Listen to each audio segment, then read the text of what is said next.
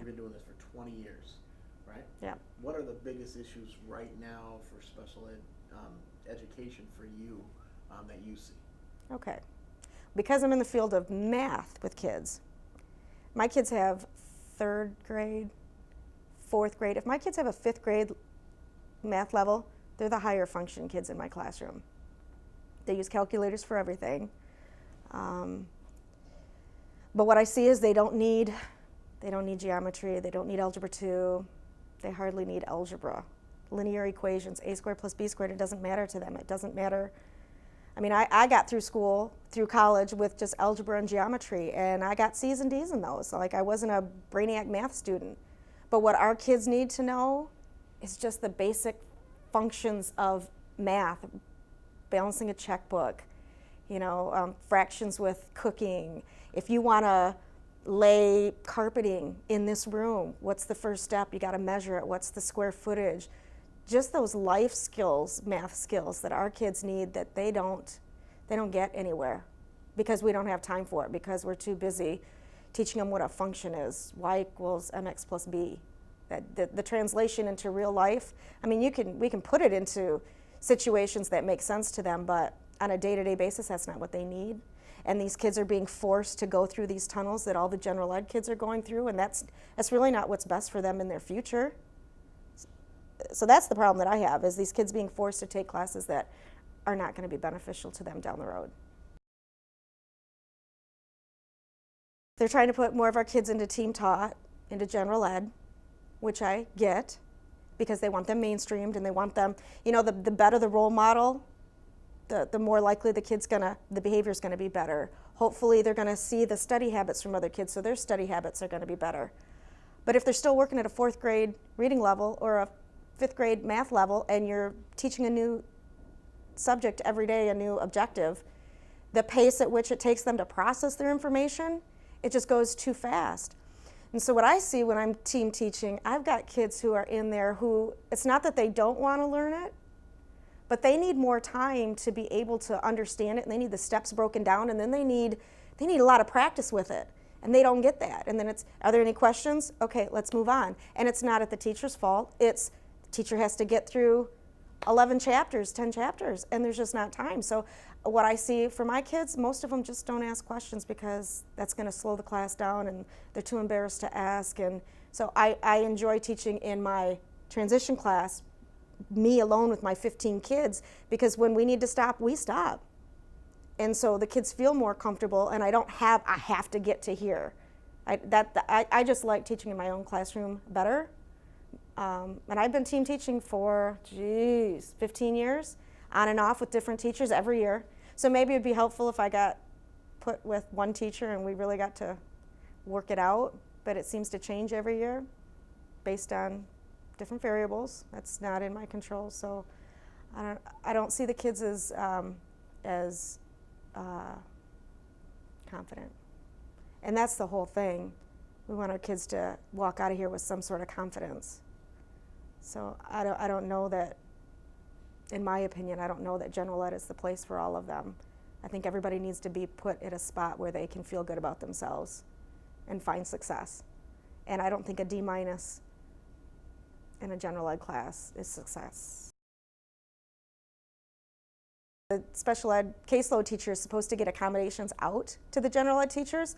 The problem is the first week of school, kids are still switching around. They're getting classes switched. It could be the second week of school and I still don't know who my caseload is. So that's difficult. In you guys, you might get through to open house and the parent says, well, my son Johnny, and you're like, no, I didn't know that yet because the special ed teacher hasn't gotten, the word out to you. So it's important that the special ed people be on their game as much as possible. Even if there's a list sent out so that you know that that child falls somewhere in the gamut of needing some special services.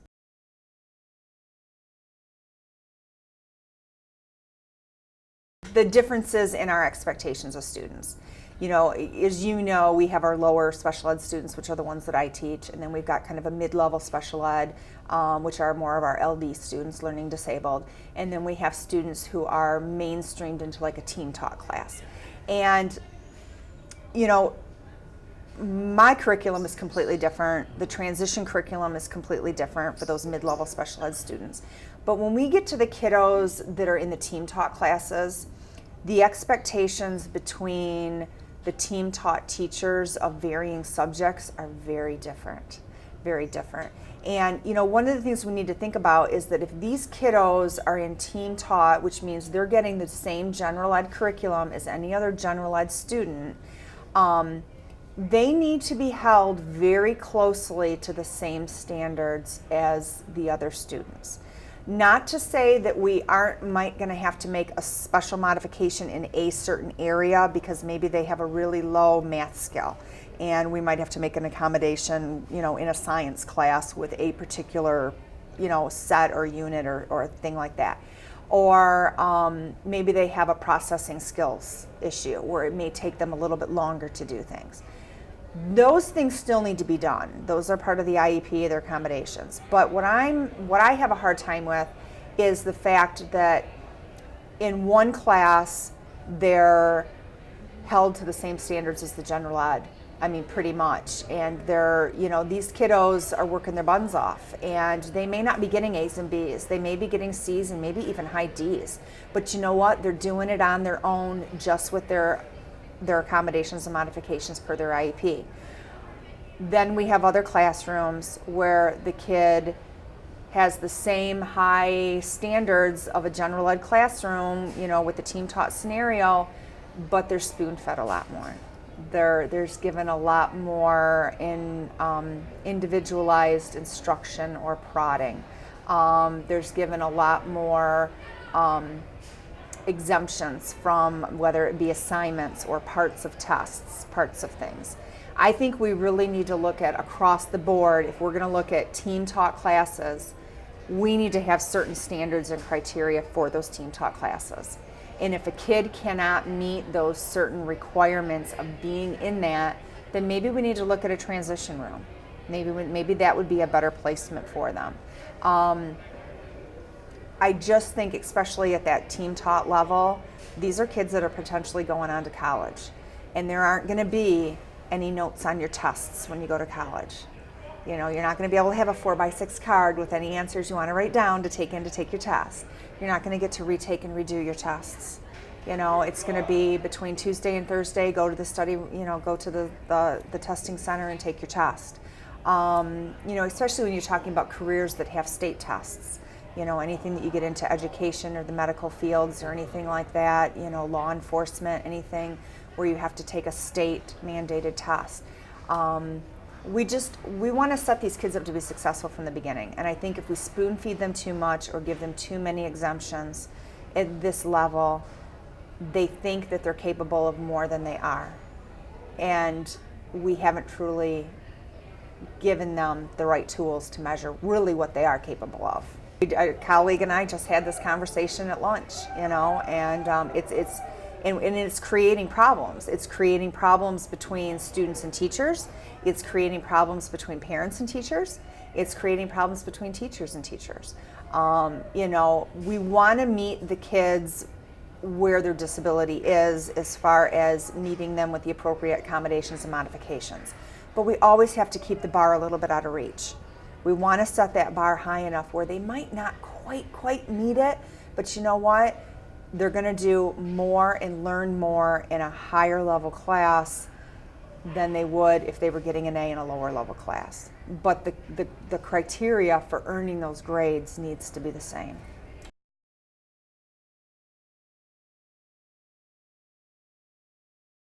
My classes are transition, and then it's like 8 kids or something like that, or 7. They will mark it down, but not really. And then all the kids will see us going into that transition room, and they'll be like, okay, that's a little, and we're gonna make fun of you. We're gonna make fun of you for that. So you think by being separated out, it puts a stigma on you? Yeah, it really does. It's like, if I go into my transitions room, then I feel like I'm gonna be made fun of for that. So what do you feel like when you get ready to go in there? What hours do you go in there? First, fourth, and fifth. Okay. So when you leave, like say you leave another class and you're going to that, do you get anxious? How do you feel when that happens? What kind of feelings do you have? I love my transitions room, and if they make fun of me, they make fun of me. If they don't, they don't. Like, I don't care. If you really want to know, like, why I'm going into that room, just come and talk to me, and I'll say like that haunted back stuff. But you do anticipate when you go in there, they're gonna make fun of you. Yeah.